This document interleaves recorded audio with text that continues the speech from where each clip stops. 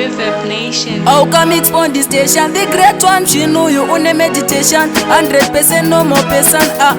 Chimchini club out and tu akandituma ndoendano tokaenda kapusa kundituma nchendano tofunga ndirifuza asi kokoshesa mashoko andakamuudza kuti ndo muda asi one day achandiluza ndozofamba ndichiti baby wangu impoko ameno munhu here kana kuti shpoko everyday ugara tichirova namakopo here arudo here asi nini kumuda ndinomuda asi zvandinovenga ndizvo zvezvizere mupfungwa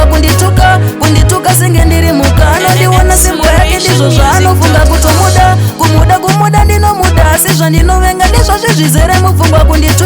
kundituka senge ndiri mukana ndiona simbo yake ndizvo zvaanofunga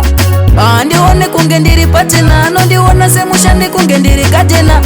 handizokwanise kubuda pachena kuti ndinomuda iye achinditambisa kungachitoyi nozopedzisira ndozignowawo hati ndiye anenge andibowawo betira mumwe wangu chiti ndagonawo obva handituka ndobva ndadzorerawo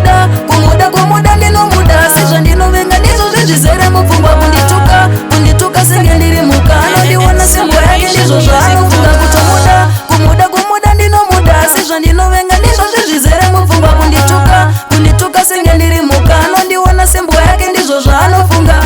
kana zvaramba bebi beta uende pavasikana vese sandiwe chete zvekuti ukapopota woona ndichisofta wotogaira kuti ndiri sete mulife mangu ndogona kungokukanzura kukubvisa nemabhutsu kukubutsura ndikakutsura futi wotanga kumudhura fakofumhani usade kundigumbura kumuda ndinomuda asi zvandinovenga ndizvo zvezvizere mupfungwa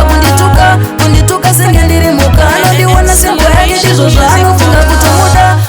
kumuda ndinomuda asi zvandinovenga ndizvo zvezvizere mupfungwa